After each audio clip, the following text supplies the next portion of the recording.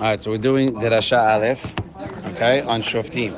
So remember, we said the pasuk says Shofetim v'shoterim titen lecha b'chol sha'arecha, right? Shofetim is judges and police. You should put it all yisharecha. Asher atem lokecha noten lecha lishvatecha v'shavtu et ha'am mishpat tzedek, and you would judge the nation with a mishpat tzedek, a righteous judgment.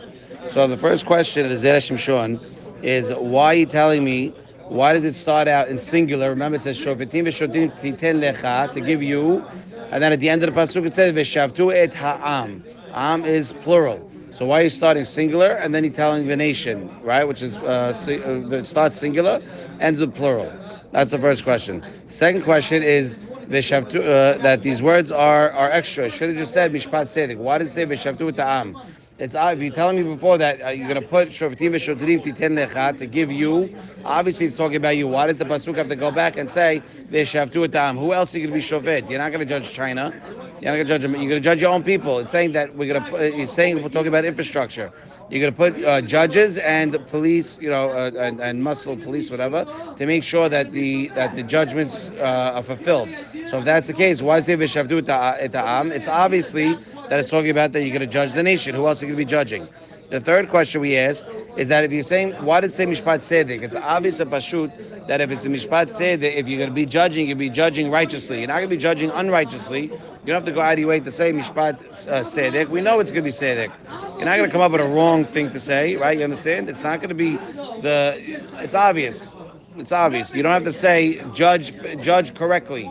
Judge correctly means that if you didn't say judge correctly, I might think judge incorrectly, which doesn't make any sense. So why does it? So those are the three questions. So we give three answers. The first one we say, this is awesome. We brought a Gemara and Baba Metzia that sometimes the Dayan, right, cannot judge the regular ways. Why? Because remember, there's the judgment and there's the process. The mishpat is the judgment. Okay, the deen is the bottom line. So in order to get to the deen, you have to go through the process of mishpat. But sometimes you can't. We had a case of Rav Hizda. A guy's name was Mari Bar Isak. Mari's father was Isak. Isak had a son, and the wife died. And the guy goes to a different place, marries a new woman, and has another son. The first son is living in the first place. The second son with the new wife is living in the second place. Now, years later, Isaac dies, the guy dies, and now who gets all the stuff? The second son.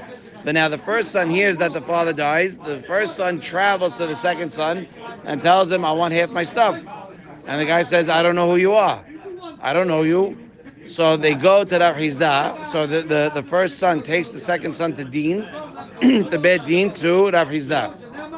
And Rav Hizda sees that the second guy is not able. The first guy is not able to bring witnesses because everybody's afraid of the second son because he was powerful. So Rav Hizda turns to the second son and says, "Go bring witnesses that he is not your brother." So the guy says, "I can't." The guy says, he goes, "Is that the dean?" He goes, "No. The first son is supposed to prove that I'm his brother. I don't have to prove that he's not my brother." So what does the Rav Hizda answer? He goes, "Hachi daininan lach uchol alame havrach." This is how I judge you and all your powerful friends. Which means what? Is that when it says shavtu et ha'am, it's talking about the powerful people. Right? There's not that many people in the land that could do such a thing, but there are people, and they needs to make a system in place in order to deal with those guys. The guys that are gonna call other people and what's it called, like what's the word, like bully, really bully, right? Like we say, "Vahi ha'am kemitonenim." Zera Shimshon makes a gezerah shava with the word ha'am. The word ha'am, "Vahi ha'am kemitonenim," right, was only a small percentage of the nation when it says ha'am. So it's talking. Mari was the first son, and he was the bully. Mari was the first son? Yeah, No. Mari was the first son. Mari went to the town with his father, and the second son was Chassan. Was who? Mari was the first son. Mari was the first son or the second son? Mari was the first son, in which Mari traveled with his father to Bechozin. Yeah. His father remarried, and they had a Second son. Second son. Yeah. Later, the father died. Mari went back to his hometown and claimed the property his father had. And then the second son from the second second town came to the town. So it's the opposite. It's the opposite. The opposite. You should have stopped me in the beginning. What'd you wait till I finished the whole thing for? Don't matter. I saw that, but I don't know what that meant. Fine. So Mahdi was the first son. Mahdi was the first son, but the thing is the same. That Rav Hizda said that when you're a bully, right? We're gonna what's it called? It's on you to prove. So the proof was on Mahdi was the first son to prove that the second guy wasn't his brother, right? That's what the rabbis told him, and Mahdi said, "How could that be the case? It's not the deen. That's not the typical." Right. The typical procedure. Standard procedure is what? The procedure is that the Second one. plaintiff has to bring the proof, not the defendant. The plaintiff has to The plaintiff has to bring the proof, not the defendant. So he says, no, you're the so even though you're the defendant, you bring the case because you're bullying all the other witnesses. Nobody wants to let you. You're not going to let anybody. So this is how I deal with you. So that's why the pasuk says v'shaftu et ha'am. Right, that to deal with the powerful people, even though there's a small percentage of them, right? Like it says, "Vayiham kimitonenim," right? And he adds the word mishpat, right? Mishpat kemoshu, in any way that you need to do, like Rav Hizda did. The normal way was that the defendant, or the plaintiff should be the one to bring the witnesses. But because that he saw that it wasn't going to work, he's allowed to handle mishpat, right? The process. Remember the process. Koshu. Av shelo kedin, even though if not the normal way. Why? In order kadesh yavo laor hadin tzedek, in order for the proper deen to come out. So let's say the judge sees what's going on and he sees the truth, but now even though he knows the truth, he can't just go by his gut. He's got to bring it out. It's got to come out. So when he sees that it's not going to come out because the guy's playing games, he's allowed to now change the rules and put the burden of proof on the defendant instead of the plaintiff, which is the normal way.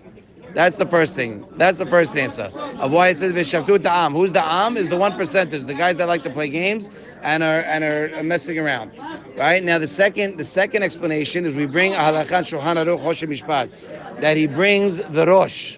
The rosh, when he saw that when the claim, a guy brings a claim and it was a fake claim, right? He would send a letter to all the judges and tell them no one take this case. When he sees that the thing stunk, right? Like it's just, he tells everybody, don't take the case in order that it should never go to court. But when does this work? When the plaintiff is the Ramai. The plaintiff, the guy that's taking you to court, when that guy's the Ramai. That guy's a liar. He's trying to cause trouble. When the judge sees that guy is the Ramai, right? You don't. Then he would send out the letter and not allow the case to come to court. But if the defendant was the Ramai, right? The guy's an insurance scammer or try to do something. The en hadayan yachol is like it's not possible. The dayan must continue and go forward and fight for justice. Sure, right? Why? In order so that the defendant should not profit with his lying and his scamming. And that's what it means. V'shavtu et ha'am. Who's the am? Dahainu haramaim, the liars, the scammers. Rak keshamishpat yesedek, dahainu shelo yishtaker haramai. That when it says mishpat sedek, a righteous judgment, in order to get to the righteous judgment. So if you see that the plaintiff is 100% a scammer and he's doing this just I had a driver, that was his job. His job was to fake injuries, and we lost. That's exactly what it's talking about. When you see that the guy is a 100% scammer, right? The Rosh would send a letter out, nobody take this case, it's fake. But if the defendant was a scammer, he'd make sure that the Dayanim would take the case. Why? In order to bring out the justice, right, that needs to be deserved. You're not going to see justice if the claimant is coming and starting all these problems. It's not going to work. And the Haggaha, we end with the third explanation. The Haggaha comes on this Halachan Shulchan Aruch and says, when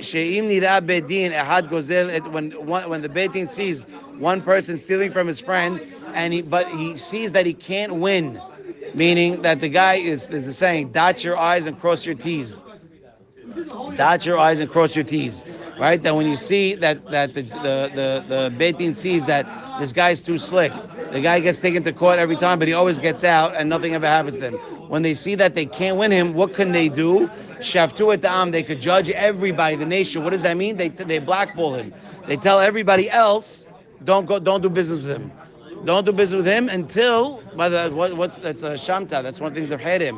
One of the things that hate him is that people, when a guy gets excommunicated, they say, don't do business with him. That's a form of excommunication. It's heavy, right? So the fact that you can't do business with him, right, until the guy says, okay, fine, I'll pay the money. So that's according to the Haggah. What Meshaftu Ta'am means. In order to bring that out the Mishpat Tzedek, you're allowed to, and if the guy is not going to be able to if you're not going to be able to get him out, if you're not going to be able to win in Beit Din, because you know the guy's, scum, and he knows his way around the system, and he knows how to handle things, right? So when the Beit Din sees this, then the Beit Din could go after everybody else and say nobody do business with him. Oh, but we like them. What do you mean this and that? No, too bad. Until this guy, pays what he's got to do, then that's the thing. Then the guy is Masal Matan is Asur.